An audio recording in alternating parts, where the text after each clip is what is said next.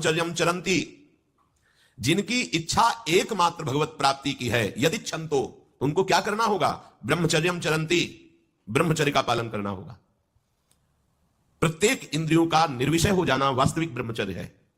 केवल जनेंद्रिय से ही ब्रह्मचर्य को नहीं लेते। हमारी प्रत्येक इंद्रिय भोगों से रहित होकर भगवत अनुराग में, नेत्र प्रभु को देखना चाहते हैं, त्वगेंद्रिय प्रभु को स्पर्श करना चाहती है, घ्राणेंद्रिय प्रभु के श्री अंग की गंध पाना चाहती है, श्रवणेंद्रिय प्रभु के वचन सुनना चाहती है। एक एक इंद्रिय अपने प्रभु में लग गई, अंतर्मुख हो गई, बाहर विषयों का त्याग हो गया, इसे ब्रह्मचर्य कहते हैं। पर प्रारंभिक ब्रह्मचर्य में जनेंद्रिय का ब्रह्मचर्य अत्यंत आवश्यक है। यदि जनेंद्रिय जन्य व्यभिचार दोष से युक्त है तो कदापि उसे भगवत प्राप्ति नहीं हो सकती। शुभ गति व्यभिचारी शुभ गति चाहे, असंभव। और भगवत मार्ग में सबसे बड़ा दुश्मन यही व्यभिचार दोष है, काम। इसी से हमारा हृदय मलिन होता रहता है, अंधा बटे बड़ा चबाए वाली दशा रहती है। हमें 50 वर्ष हो गए, अरे 50 जन्म हो जाए, तुम व्यभिचार करो, गंदी बातें करो, गंदे चिंतन करो, तो समय व्यतीत करें, अनंत जन्म व्यतीत हो गए, भगवत प्राप्ति हुई क्या? 50 वर्ष से भगवत प्राप्ति हो जाएगी क्या? 5 मिनट काफी है भगवत प्राप्ति में, एक बार नाम काफी है। वो स्थिति तो लाओ। बार बार बहिर्मुख वृत्तियों के द्वारा विषयों में सुख बुद्धि कर लेने से हमारा सारा का सारा अध्यात्म चिंतन बदलता रहता है, इसलिए लाभ नहीं मिल पाता, एक रस चिंतन नहीं रह पाता। बार बार विक्षेपी विषय करते रहते हो, हम सहते रहते हैं और भोगते रहते हैं। एक बार तो हिम्मत करके उठो, अवलो नशानी अब ना नशई हो, एक बार तो दृढ़ बनो। बस मन के अनुकूल चलने की बात को तुम्हें रोकना होगा, तभी तुम्हारे अंदर यदि छंतो, ऐसी इच्छा जागृत होगी। पक्का पक्का ऐसा ही है। जब हम किसी विषय के वेग को सहते हैं, विषय नहीं भोगते हैं, तो मन बहुत जलाता है। उस जलन में फिर एक ही बात होती है, बस भगवत प्राप्ति हो जाए, झंझट खत्म हो जाए। कब तक हम इसमें चलेंगे? एक बार भगवत, वो जलन हमको भगवत प्राप्ति की इच्छा प्रकट करती है। अपने लोग क्या करते हैं?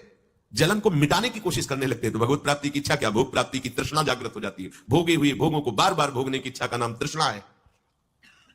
बाहर और भीतर से कोई सहयोगी नहीं, जल रहा है उपासक, तब रास्ता निकलता है भगवत प्राप्ति का, तब इच्छा प्रकट होती है। अब नहीं, बहुत जल लिया, अब तो केवल प्रियाजू के समीप जाना है, अब तो प्रभु के सानिध्य में रहना है, नहीं इन भोगों की जलन में जलना है। पर यहां तक पहुंचने के लिए जलना होगा, तभी लिखा है सहित सहित बाढ़ भगति तास्तितिक्षस्व भारत, क्योंकि आगमा पाइनो अनित्यास, ये नाशवान काम क्रोधादि तुम्हें प्रेरित करेंगे, तुम इनके वेगों को सह जाओ। ये स्थायी नहीं है, आगमा पाइनो है, आने जाने वाले हैं, और ये सहन करने से नष्ट होते हैं, भोगने से बढ़ते हैं। यदि छंतो, अगर भगवत प्राप्ति की इच्छा है तो ब्रह्मचर्यम चरंती, ब्रह्मचर्य का पालन करना ही होगा, इसमें कोई गुंजाइश नहीं, क्योंकि आप चल ही नहीं सकते। ध्यान से सुन लो, ये मनोरंजन का मार्ग नहीं है, इसमें मन ही मार तनहारिक है वृंदावन में गाज, इसमें मन मारना होगा। यदि छंतो, यदि तुम्हारी ऐसी इच्छा जागृत हो रही किसी जन्म में भगवत प्राप्ति करनी, तो ब्रह्मचर्यम चरंती।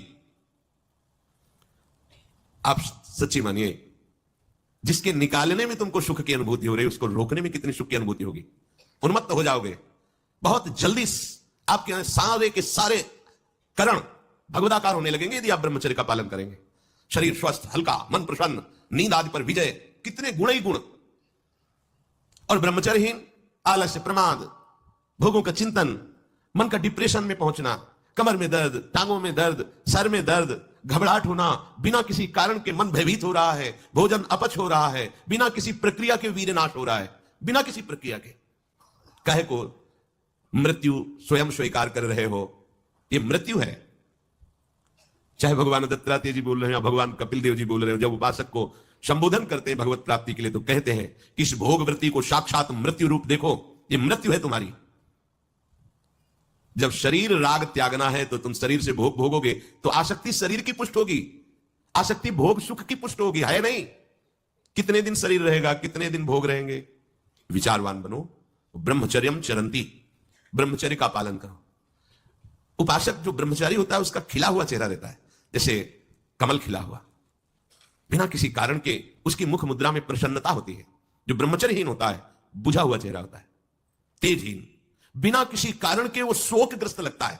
बैठा है, आपको लग रहा है शांत है, लेकिन आप चेहरे को देखो, वो एक शोकग्रस्त है, कुमलाया हुआ चेहरा, अशांत चेहरा, मुख प्रसन्न, तन तेज विराजा। यह है ब्रह्मचर्यम चरंती, भगवत आराधन संपन्न उपासक का। जैसे आग में पैर रखते हुए कोई चले तो कैसे चलेगा? ऐसे ही ब्रह्मचारी की पहचान है। इतनी स्फूर्ति उसके अंदर होती, जैसे आग में चलने वाला पूरा पैर नहीं रख पाएगा, अगला कदम रख देगा क्योंकि ताप लग रहा है, ऐसे उसकी स्फूर्ति होती पैरों में। उसकी आंखें एकाग्र रहती है, चंचलता इधर उधर या बार बार झपकना यह विषयी पुरुष का लक्षण, बार बार पलक झपकना यह विषयी पुरुष का लक्षण, इधर उधर ताक झांक चंचलता, ऐसा बैठे तिनका तोड़ रहा है, पैर हिला, ये सब विषयी पुरुष के लक्षण है। ये तो बिल्कुल साधारण स्पष्ट दिखाई देता है आदमी विषयी है या ब्रह्मचारी, एक सेकंड में लक्षण होते हैं। आपको जब भगवत मार्ग का अवसर मिला है तो गृहस्थ हो, संतान हो गई, ब्रह्मचर्य से रहो। नहीं चाहिए संतान तो भ्रूण हत्या, गर्भ हत्या जैसे महापाप करने की क्या जरूरत है?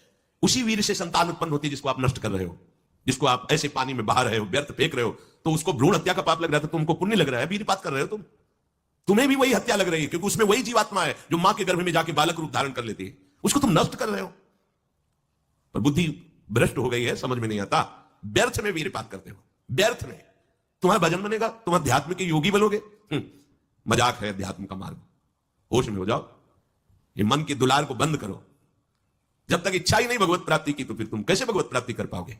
भगवत प्राप्ति की इच्छा कैसे होगी जब तुम्हारी इस तरह से निंदनीय वृत्तियां हैं? इंद्रियों को दुलार कर रहे हो, मन को दुलार कर रहे हो, भगवत प्राप्ति चाहते हो, आचरण नीच और चाहते हो उच्च पदवी। सावधान हो जाओ। यदि क्षंतो ब्रह्मचर्यम चरंत, ब्रह्मचर्य बहुत बहुत आवश्यक है, सबके लिए आवश्यक है, स्त्री पुरुष सबके लिए आवश्यक है। आप उसको केवल भगवत प्राप्ति से ही मत समझिए। अरे जीना है तो ब्रह्मचर्य की आवश्यकता है, स्वस्थता की आवश्यकता है, प्रसन्नता की आवश्यकता नहीं। मरा हुआ जीवन, रोज सुबह शाम निकल रही, रोज जीवन जा रहा है, किस काम का जीवन? गया, गई रात्रि, गई दिन, गया समय, जा रहा है। तुम्हारा उद्देश्य क्या है? तुम्हारे हाथ क्या लग रहा है? क्या प्राप्त कर रहे हो? विचार ही नहीं रह गए, विवेक ही नहीं रहे, पशुवत बस ऊपर चमड़ी में सुंदरता का लेप करके और मलमूत्रों के भांड में प्रियता करके पूरा जन्म नष्ट कर देना। कैसी धिक्कारमयी बुद्धि हमारी है। जहां हमें मुक्त होना चाहिए वहां मांग क्या रहे? कोई बिरला ही मुक्त होना चाहता है, वो बिरला वही होता है वीतरागाहा, जिसका राग नष्ट हो गया है, वो वैराग्यवान चाह करता है भगवत प्राप्ति की। जो भगवत प्राप्ति की इच्छा रखता है और ब्रह्मचर्य का पालन करता है, उसकी इंद्रियां शांत हो जाती है। सिद्धांत समझो, खूब भगवत भजन करो, चाहे गृहस्थ हो चाहे विरक्त। संतान उत्पत्ति की आवश्यकता है तो ब्रह्मचर्य नष्ट करो, नहीं तो गृहस्थ में भी ब्रह्मचर्य रहा जा सकता है। हर समय थोड़ी तुम्हारे अंदर विकार रहता है। संपूर्ण इंद्रियां शांत हो जाती है उसकी, जिसके अंदर भगवत प्राप्ति की इच्छा और ब्रह्मचर्य पालन। शब्द याद करो, ये शास्त्र है। यही तो हम चाहते हैं, इंद्रियां शांत हो जाए, यही चाहते हैं हम। भोग नहीं चाहते हम सब। हमारी इंद्रियों में जब वेग आता है तो हम परेशान हो जाते हैं, ये कैसे शांत होंगी? तो पूर्वाभ्यास रहा है, यही रास्ता रहा है कि जब वेग आवे तो इंद्रियों से भोग करो तो शांति मिल जाएगी, ऐसा। और ये उल्टा है, त्यागात शांतिरंतरम। भोग का वेग आए, सह जाओ तो शांत हो जाओ। पर उल्टा बात हमारी बुद्धि सिखाती है कि भोगों को भोगो तो शांति मिल जाएगी। और भगवान कह रहे जिन्होंने रचना रची इंद्रियों की और भोगों की भी, वो कह रहे त्यागात शांतिरंतरम, तो उनका त्याग कर दो तो शांति को प्राप्त हो जाओगे। चाहते हम शांति ही है, पर हमारी दुर्दशा है।